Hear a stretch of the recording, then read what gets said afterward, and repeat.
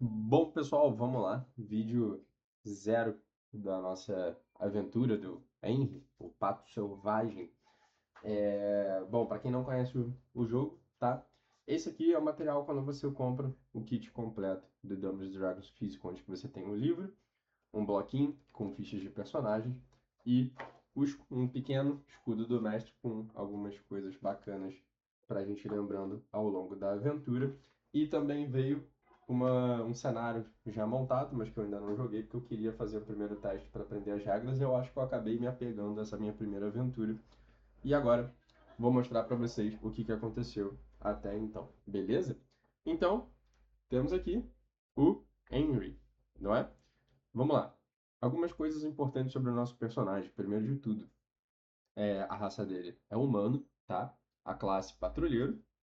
E dentre a classe, algumas observações importantes que o material, né, o livro também vai trazer para a gente sobre, e que também é tirado em rolagem, né, para trazer uma maior aleatoriedade na construção do nosso personagem, que também é um desafio mental e intelectual grande para a gente ir conseguindo trabalhar de acordo com o que o livro dá e com o que a gente consegue improvisar também. Pois bem, seguimos. Henry é um caçador de recompensas, tá?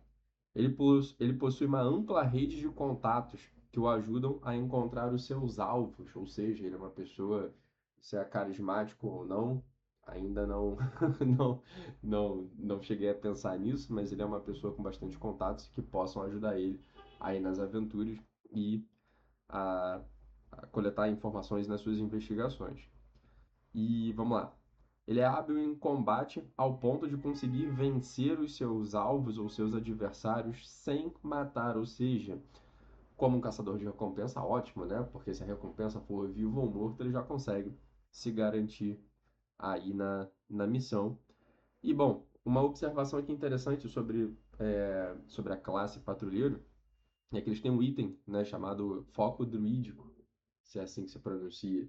Ou seja, por ser uma classe, por serem personagens, né, heróis que têm uma tendência a estarem em floresta e, bom, patrulheiros, sabe como é que é, né? Medieval, né? Então vão tomar conta de fronteiras, etc. Tem uma afinidade ali com vida selvagem, mas também tem essa questão de magia, né? E assim, o jogo não traz muita informação sobre o que esse item faz, mas é interpretativo, como um bom RPG, né? E a gente tem que ver o que ele serve. Só usei esse item uma vez no final da aventura que vocês vão conhecer em algum momento, tá?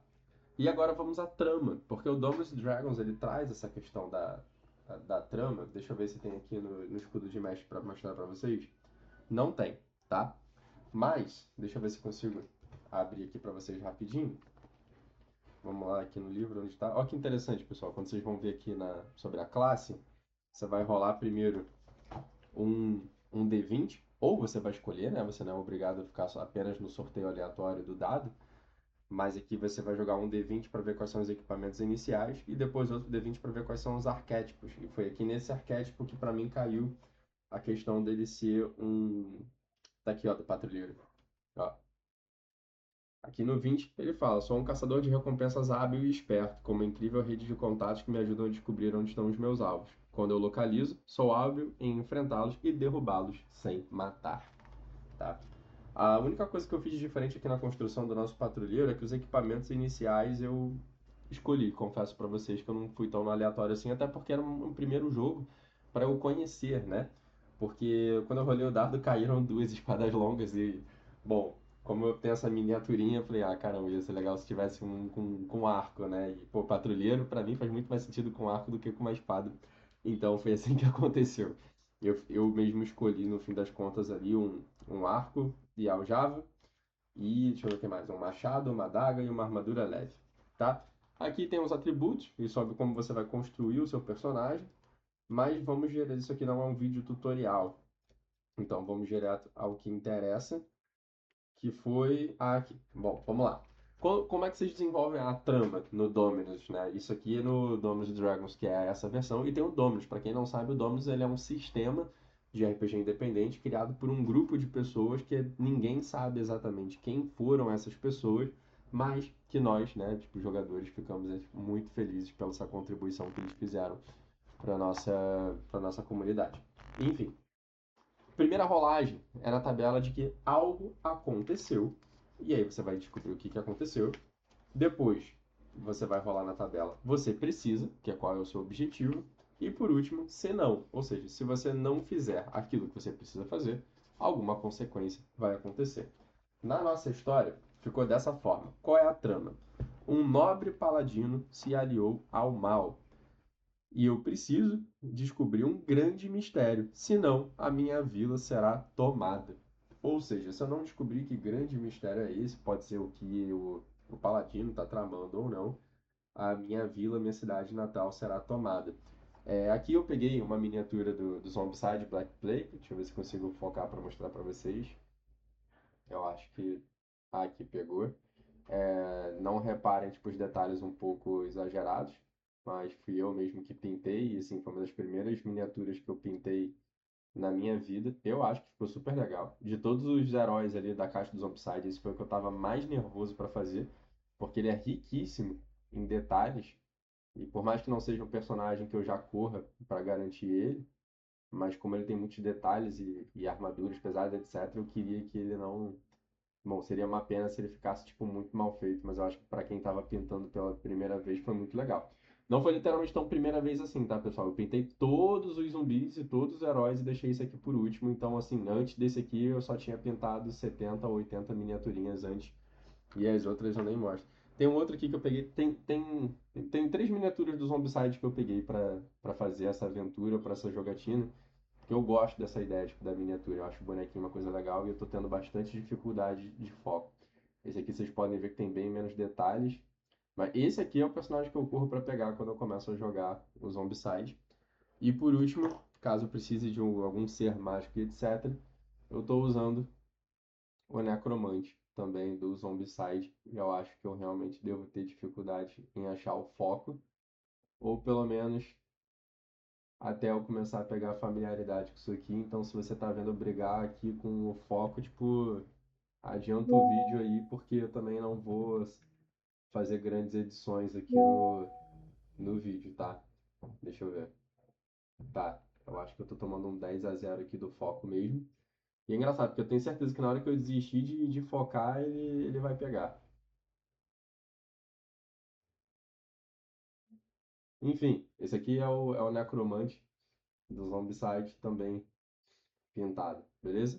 Depois eu mostro pra vocês com mais calma, senão a gente vai perder muito tempo. Pois bem, deixa eu passar a página aqui. Só para vocês verem, esse aqui é o mapinha da nossa aventura. E uma coisa que o Dominus traz pra gente como regra é, por exemplo, a questão de trechos. Ou seja, quantas coisas, né, vamos dizer assim, né, quantas cenas aparecem em... Cenas não, porque cenas tem outra questão, né? Um trecho pode ter mais de uma cena. Mas quantos trechos há entre da onde a gente começa e aonde a gente vai parar, tá? Se você não tem uma noção de onde você quer começar e de onde você quer parar, o próprio jogo te dá um banco de ideias em que você pode rolar dados também e descobrir. O que eu fiz aqui foi uma improvisação do lugar onde eu comecei. Então, a vilinha onde o Henry ele cresceu, próximo a uma cidade grande que vai ser a maior, quer dizer, onde vai começar a grande aventura dele, seguido por dois trechos até chegar no objetivo final. Como é que você sabe quantos trechos tem? Bom, você pode inventar da sua cabeça quantos trechos tem até lá, ou você rola um D20 e o resultado que sair é o número de trechos que você tem do seu início até o seu fim. E num D20, que é um dado com 20 faces, eu consegui tirar 2. Ou seja, a minha primeira aventura, ela foi curtinha. E aí, com o tempo, eu vou mostrando para vocês o que aconteceu, tá? Bom, vamos à história, porque já tem 9 minutos. E a ideia é fazer vídeos de no máximo 20 minutos. Então, como eu falei para vocês, eu escrevi a maior parte da aventura, eu ia jogando e ia escrevendo. Só que agora, como está sendo gravado, as próximas aventuras eu não pretendo escrever mais e sim gravar direto, porque aí a gente pode ir conversando e, e ir trocando essa ideia, tá? Bom, deixa eu ver como é que eu consigo puxar o foco aqui de volta, porque eu acho que ele deu uma perdida no foco. E aí acaba que fica tudo borrado, ninguém merece. Vamos ver exposição à luz, foco. Aí, ó, agora voltou, ficou legal. Bom, Henry nasceu em uma família simples e trabalhadora. Nascido e criado em Riverside, um pequeno vilarejo construído ao longo de um pequeno rio, qualquer semelhança com Riverwood de Skyrim talvez não seja tão mera coincidência assim, foi um dos jogos que eu mais joguei na minha vida, tá? Na infância, Henry aprendeu a caçar com seus pais. Aprendeu a andar, aprendeu a andar enquanto seguia pegadas de animais. E foi nesse dia que seus pais passaram a ensiná-lo sobre rastreio, tipos de animais e plantas. Hoje Henry tem 19 anos e depois de ter vencido inúmeras competições de tiro e de caça, passou a trabalhar como patrulheiro de Riverside. É uma função nobre, porém arriscada. Patrulheiros passam dias andando pelas fronteiras. Perdão, eu me distraí com a notificação aqui, pessoal. Bom, é uma função nobre, porém arriscada. Patrulheiros passam dias andando pelas fronteiras do feudo, reportando toda e qualquer atividade suspeita. São velozes, então também são usados como mensageiros, ou seja, outra tarefa que expõe o patrulheiro ao risco de emboscada, sequestro ou até de riscos de vida. Como perito em tiro, Henry sabe bem o que fazer com seus equipamentos. Tal fama o levou a estar na boca de nobres e autoridades do reino, e quando não está vagando pelas florestas para cumprir o seu dever, Henry faz um dinheiro extra capturando fugitivos e criminosos. Cadê o Henry aqui? Tadã, bonitinho. Tá. Bom, ao retornar para Riverside, Henry é chamado às pressas por um colega patrulheiro, que diz: Henry, o clima do Salão do Rei é pesadíssimo. Estava te esperando para irmos juntos ver se descobrimos o que está acontecendo. Caramba, mal cheguei e já tem algo acontecendo. Bem que eu estava estranhando o fluxo de sacerdotes na fronteira. E seu amigo responde: Como assim fluxo de sacerdotes, Henry? Bom, achei que você pudesse me dizer algo sobre. Achei até que fosse algum evento na cidade que deixei passar. Não, não há eventos na cidade. Vamos até o salão tentar descobrir algo. Então os patrulheiros apertaram os passos, entraram no salão e se mantiveram num canto, esperando ouvir algo. O rei, Traiton, estava sentado no trono com uma expressão preocupada e apoiando a própria cabeça em punho fechado. Majestade, os sacerdotes vieram hoje pela manhã e confirmaram que Endor, por alguma motivação desconhecida, aliou-se às forças do mal. Expressões de medo e espanto encheram cada canto do silencioso salão lotado.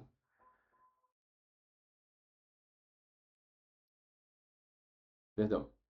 Então o rei diz: A situação é preocupante e precisamos pensar. O que temos de informação até agora, Revi? Majestade, Endor está nas ruínas de Stuttgart por alguma razão desconhecida. Estranho. Por que ele se mantém tão próximo a nós, sabendo que agora todo o reino sabe da notícia? Não faço ideia, meu rei, mas penso que devemos agir o quanto antes para descobrir. Você tem razão. Alguém sabe me dizer se o Henry já voltou da última patrulha? Tomando a dianteira, Henry se aproxima do seu rei. Majestade, acabei de retornar. E proativamente já veio para cá no lugar de ir para casa? Ele ri. Muito bem, garoto. Escute, você conhece cada árvore e cada montanha do meu reino. Preciso que vá até as ruínas para descobrir o que está acontecendo. Conte comigo, partirei o quanto antes. Ainda cansado da última viagem, mas empolgado com a responsabilidade, Henry arruma sua mochila e parte para a jornada. Para exímio conhecedor do terreno, o caminho até as ruínas leva cerca de apenas 2 horas. Pessoal, só para vocês entenderem uma regra do jogo, e aí a questão de interpretação, cada trecho do jogo é proporcional a 1 hora, tá? Isso é importante para uma questão de role-playing, porque se você vai fazer uma...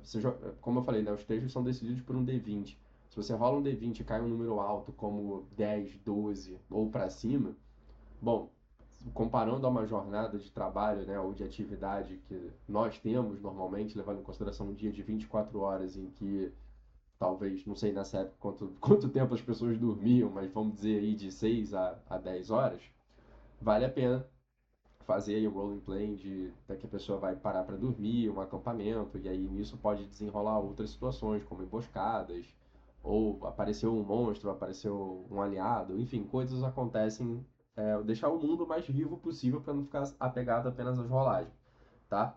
Então aqui, deixa eu ver se já está na hora de mostrar para vocês. Não, ainda não, beleza. Então vamos lá. Caminhando pela floresta, Henry se depara com um vulto suspeito se movendo por trás de arbustos. E dado o clima de tensão no reino, assume que é uma boa ideia investigar, visto que nada pode passar dos seus olhos. Ao se aproximar, percebe que se trata de um homem, ah, que se trata de um homem nervoso, e nitidamente não é um guerreiro, pois se veste bem, e a arma presa na sua cintura parece uma joia. Aproximou-se furtivamente e perguntou: "O que você está fazendo aqui?" O homem parece ter levado o maior susto de sua vida. "Ah, não me mate, por favor!" O grito foi alto o suficiente para Henry perceber o motivo, ou pelo menos parte dele, para o homem estar ali. Logo, logo à frente, uma caverna quase totalmente camuflada abrigava ladrões. Um deles apareceu fora da caverna ao ouvir o grito, mas, por alguma razão, decidiu retornar para dentro. Passado momentos de tensão, Henry percebe que estava em cima do homem, imobilizando-o e cobrindo sua boca com as mãos, e logo retira a mão enquanto pede silêncio. "Quem é você e o que você faz aqui?" Fala logo. Eu sou apenas um mercador de armas e armaduras. "E o que um mercador faz por aqui?" Pergunta em tom de suspeito e com um olhar intimidador. "Fui roubado e decidi seguir os rastros deixados na minha loja e cá estou. Então deve ter mais alguém aqui com você, pois você não tem cara de quem luta." "Não, eu vim sozinho." "Olha, deu para ver que você é um patrulheiro. Pode me ajudar a resgatar o que foi roubado, por favor?" "Tenho coisa mais importante para fazer. Com licença, lide com isso sozinho." Henry larga o homem e segue seu caminho quando ouve o homem novamente. "Você é Henry, não é? Sua fama de caçador de recompensas é admirável e suspeito que você esteja em missão para descobrir o que Endor planeja." "Não é possível. Todo mundo parece saber desse Endor, enquanto eu ouvi esse nome só hoje. O que você sabe sobre?" "Bom, eu te conto se você me ajudar." "Mercadores. Vamos logo resolver isso." "Perfeito, eu vou ficar aqui te esperando. Mas nem pensar. Você vai na frente e eu fico escondido aqui." "O quê? Quer que eu morra?" "Não. Porém, não sabemos também quantos são exatamente." Você vai lá e tira o vigia deles de dentro da caverna. "É hoje que eu vou morrer." Adurk, o mercador, tremendo de medo, chega na entrada da caverna e é logo avistado por um bandido que busca um bastão de madeira, pronto para atacar. "Espera, espera!" grita Adurk. "Eu vim negociar." "O quê? Só pode estar brincando. Quer comprar os itens que roubei da sua loja?" "Sim. Olha, veja aqui. Trouxe uma sacola de dinheiro. Vou deixar no chão para você pegar e ver que não estou tramando nada. Joga esse saco aqui para dentro. Óbvio que não sairei daqui, mercador." Adurk se vê sem escolha e pensa no que pode fazer para tirar o bandido de dentro da caverna. "Anda logo!" grita o bandido. Extremamente ansioso e sem saber mais o que fazer, o mercador anda para mais perto. Estica a mão que carrega a sacola. Porém, um bandido o toma pelo braço e o puxa para dentro da caverna. "Seu comportamento é muito suspeito, mercador. Contratou alguém para vir com você? Agora você é meu refém e ou pagarão pelo seu resgate, ou, quando os meus amigos voltarem, levaremos você e venderemos como escravo." E então o mercador engole a seco. Henry não vê outra saída agora, a não ser ajudar o mercador. Ainda imóvel, percebe movimentação na floresta. Devem ser os amigos do bandido. Vou esperar para fazer a contagem. Bom, apenas um bandido surgiu na floresta e não parece ter outros por perto. Sorrateiramente aproximou-se do bandido e usa o cabo do seu machado para nocauteá-lo. Agora, corre para a entrada da caverna e vê o bandido amarrando o mercador. Puxa uma flecha especial que usa para incapacitar os seus alvos, mas sem matar. A flecha voa em direção à têmpora do bandido, que cai duro para o lado, e o mercador aliviado fala: "Achei que tinha me abandonado. Por que não o matou?" "Não resolva as coisas assim. Aposto que ele não escolheu essa vida, senão por alguma razão ignorante. Ele deve pagar o preço pelos seus atos, mas quem sou eu para dizer quem será? Mas quem sou eu para dizer que será com a própria vida? Não consigo ser tão nobre quanto você, Henry." Admiro sua postura. Agora me tire daqui. Antes, me conte o que você sabe sobre Endor. Depois te solto e você vai voltar para a cidade e alertar as autoridades sobre esses dois. Muito bem, aqui vai. Bom, fim do primeiro capítulo e continuando a próxima parte. Henry aprende sobre quem foi Endor, o nobre paladino, e percebe o quão grande e tensa a situação é. Seguindo o caminho para a última localização de Endor, algo que leva aproximadamente 1 hora, mas que na cabeça de Henry se torna uma entrada mentalmente desafiadora. Agora, avista uma bela ponte de pedra, construída centenas de anos atrás, e a silhueta de alguém que chegou há pouco tempo e que parece familiar.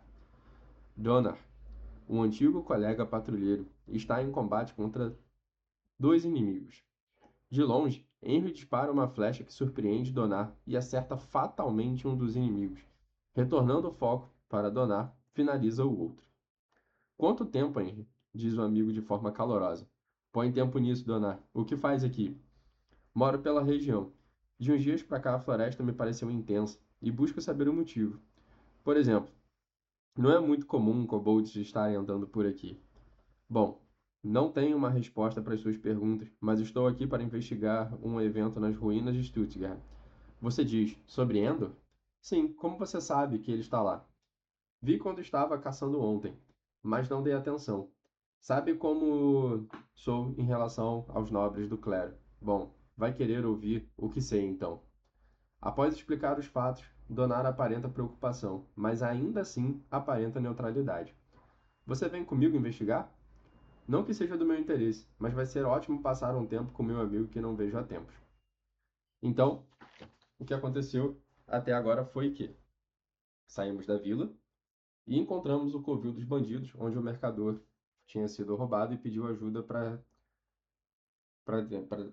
resgatar as coisas deles que estavam dentro da caverna. E é assim que Henry, nocauteia os seus inimigos e libera o mercador. Ele pega de volta os seus itens, traz de volta para o reino, segue sua vida normal, enquanto as autoridades foram lá prender os bandidos que ficaram nocauteados e amarrados na caverna. Então, seguimos pela estrada, na floresta, onde encontramos uma pequena ponte de pedra, onde Henry encontra Donar, seu amigo, e que luta contra 2 kobolds.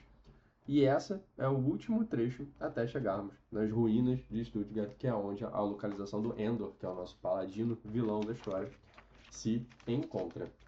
Bom, 22 minutinhos até agora, pessoal. Eu vou terminar, porque acho que dá pra gente botar a aventura toda nesse vídeo. E aí depois a gente já começa a criar a própria, só para vocês terem essa noção, tá? Eu não vou ficar lendo sempre.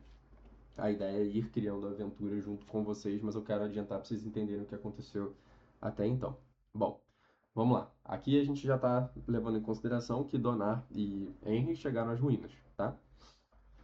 As ruínas são imponentes e a natureza já tenta engoli-lo há tempos, pelo visto. Mas, em meio ao antigo cenário, uma parte parece recentemente aberta em uma das torres das ruínas. Então fiz um pequeno esboço aqui do que seriam as ruínas. E para vocês terem uma ideia também, tipo, do quanto que é bacana o sistema, pessoal, no próprio livro, quando vocês vão rolar os dados para saber quais são as cenas, o que tem nelas, existe uma parte específica para determinados cenários. Ou seja, se você entrou numa masmorra, tem uma tabela só para encontros na masmorra ou cenários de masmorra. E esse aqui eu escolhi o mais próximo possível de torre, que foi uma torre arcana. Então a nossa torre ela foi dividida entre um calabouço subterrâneo. O primeiro andar tem uma sala de estar. O segundo andar tem um quarto de alguém, que eu interpretei como um dormitório mesmo. E aí vocês vão ver na história que a partir daqui a situação já desenrolou, então eu nem fiz a rolagem para saber o que seria o terceiro andar e a parte de cima. Mas bom, vamos lá. Tomando a dianteira, Donar cai num alçapão ao entrar na torre. Henry se joga para chegar perto do amigo e ambos se veem na mesma masmorra. Aparentemente vazia, Donar, vislumbrado, começa a analisar o cenário e a reconhecer o espaço até como ideal para uma nova moradia. E então, Henry diz: Não se esqueça que não sabemos o que está acontecendo por aqui, Donar. Vamos sair daqui e subir a torre para ver o que mais encontramos. Retornando para a sala de estar, Henry percebeu uma linha na parede se destacava da camada de poeira e decide investigar. Nitidamente se trata de uma porta que esconde algo. Uma pequena sala com uma caixa misteriosa no meio, emanando uma energia poderosa. As paredes parecem vibrar e um feixe de luz azul sai da caixa, em direção ao teto da torre. Donar, com os olhos brilhantes, parece festejar a descoberta, e foi nesse momento que Henry percebeu que algo não estava certo. Não se mexa, Donar. Não é tão simples assim. Como assim, Henry? É um minério numa caixa. E toda essa presença mágica luminosa? Oi? Eu não tô vendo nada. Vamos deixá-lo aí e subir as escadas. Algo está acontecendo lá em cima. O segundo andar da torre leva para um antigo quarto.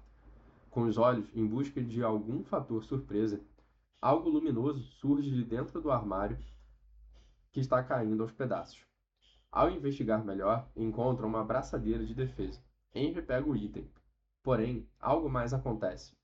4 orcs aparecem nos cantos do aposento e, provavelmente, estão ali para impedir a escalada dos heróis à superfície da torre. Pessoal, para quem não entende, eu descobri, pelo menos agora jogando, tá, que orcs são tipo lobos humanoides, sabe? E aí aqui eles estavam ali guardando a sentinela desse não só do tesouro, né? Eu acho que acredito que o tesouro esteja lá como uma isca, para caso alguém tentasse entrar e impedir Endor, que aparentemente está no topo, né, na cobertura da torre, pudesse ser impedido, tá? E aqui, como funciona o combate, pessoal? Vocês têm um, cada classe, né, cada tipo de inimigo tem, vamos dizer assim, né, tipos, né? Tipo, tem o próprio vilão, que são os mais fortes, os servos, enfim, tem vários. E cada um vai ter um nível de desafio. Os 4 orbs, como é que eu sei que eram 4? Ainda tem essa, tá? Você rola um D20 e dependendo do resultado você consulta na tabela e vê quantos inimigos você encontra ali. Aqui no caso foram sorteados 4. Não quer dizer que caiu 4 no D20, tá? Mas, se eu não me engano, 4 é quando cai um número entre.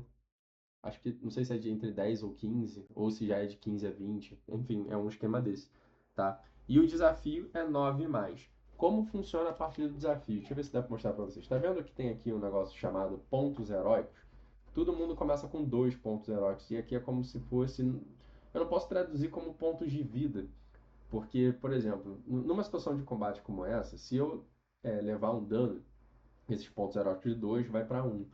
Mas se eu fizer alguma outra ação que possa infligir moralmente ou algo assim, qualquer desafio que o nosso personagem perca ou falhe, são esses pontos heróicos que vão diminuir e quando eles chegam a 0, somos derrotados, tá? E é assim que funciona.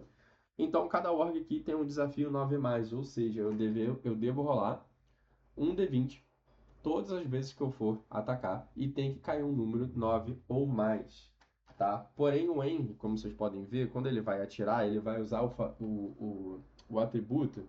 Caramba, tá ruim de foco aqui, ainda vou aprender a mexer nisso. Tá, se não tiver dando para ler, o atributo dele é mais 3, tá? Então, todo o resultado do D20 eu vou somar mais 3. Que é muito difícil, né? Quando é um desafio 9 mais, eu acho que nesse combate, se eu bem me lembro, o menor número que eu tirei foi 9, que ainda assim é considerado um sucesso. Tá, e como é que eu sei que eu tomei um dano, né? Eu não rolo dados para os inimigos, mas quando eu erro, quando eu perco o desafio, eu levo o dano. E é assim que funciona, tá? Então, pois bem, houve o combate, enfrentei os 4 wargs, sendo que derrotei o primeiro, derrotei o segundo, o terceiro foi um super crítico, né? Ali o D20 caiu no 20. E aí o crítico ele te abre a oportunidade também de interpretação. Não lembro se está tão claro nas regras, mas foi assim que eu fiz. Em que, por exemplo, o 4 Org, ele assim, o golpe foi tão agressivo, tão brutal, algo tão bizarro, e logo depois de ter derrotado outros dois, que eu interpretei como se ele tivesse fugido, tá? E foi assim que aconteceu. Pois bem, depois do combate, subindo as escadas, os patrulheiros encontraram um misterioso laboratório. O que será que Endor está tramando? Será um estudo de magias para criar um exército? Serão encantamentos? Então Donar chama. Henry, venha ver isso. Uma nota deixada em cima da mesa diz: O rei não sabe, mas está doente e logo morrerá. Será nesse momento que irei tomar o trono, e caso tentem me impedir, o caos chegará aos muros da cidade. Espantados, os patrulheiros ficam divididos entre contar a notícia e pôr um fim em Endor. Donar sobe as escadas correndo na expectativa de encontrar Endor. Endor, eu sei dos seus planos e você irá falhar agora. Tolo. Não tenho tempo para perder contigo. Donar corre ao encontro do inimigo e, antes que pudesse se aproximar, é imobilizado e aos poucos percebe seus sentidos esvaziarem. Como eles estão numa torre, até para vocês entenderem, vamos fazer o seguinte, olha só, isso aqui é o Endor, que é o nosso paladino. Vou deixar ele aqui que não cabe dois. Isso aqui é uma torre de rolagem de dados, tá, pessoal? Então ela não é muito grande. E aqui temos Donar indo na direção dele, sendo que aqui, né, ele é imobilizado, como a história conta, tá? Vamos lá, onde eu parei aqui nas minhas anotações. Perfeito. Então, Endor misteriosamente desaparece. Vamos lá. Henry chega e encontra o colega imóvel no chão. Tá, ele tá meio emocionado, né? Você vê que eles deram uma balançada ali. Deixa eu ver se botar aqui ajuda a fazer um foco ou alguma coisa do tipo. Acho que não, né? Acho que só piora. Acho que. Ou só sem nada, né? A parede é branca, fica legal assim. Tá. Vai melhorar com o tempo, pessoal, mas vamos lá. Dona, fala comigo, o que houve? Endor fugiu e começa a perder a voz aos poucos. Seu rosto fica imóvel, porém seus olhos ainda se movimentam. Donar parece petrificado, mas vivo. Henry busca seu foco druídico na bolsa e usa uma águia para levar uma mensagem pedindo suporte ao reino. Bom, fim da história, fim do jogo, até o que eu tenho feito até então, pessoal. Então aqui temos uma primeira aventura de apenas 2 trechos, em que pelo visto não vai ser tão curta assim, e aí essa novela vai estar no Netflix daqui a alguns anos, brincadeira. Mas temos aqui uma situação embaraçosa em que a próxima aventura muito provavelmente vai começar com essa águia do Henry, né? Como eu falei, né? Os patrulheiros têm essas questões druídicas, então eles têm afinidade com animais e uma coisa mágica. Então eu interpretei que ele podia usar essa pedra, né? Que tem essa questão dessa energia da natureza, para fazer com que uma águia levasse uma mensagem de volta para o rei, informando sobre a doença do rei e que logo ele morrerá e que isso é a estratégia de que o Endor, que está sendo representado por esse bonequinho, vai aproveitar dessa doença para dominar ali o reino e pegar tudo para ele, como um bom vilão clássico de filme faz, tá? Então, esse foi o nosso primeiro vídeo e foi a aventura inteira. Vou começar o esboço da segunda, só que como eu falei, diferente dessa aventura, eu acredito que essa aqui foi uma aventura inteira, né? A gente falou sobre os 2 trechos, porque era uma aventura curta, então deu para botar tudo num vídeo só. Mas nas próximas, como a gente vai estar jogando junto, né? Eu vou estar consultando as tabelas junto com vocês, rolando os dados juntos, improvisando junto, que vai ser um desafio mental para mim também muito grande e divertido, eu acho.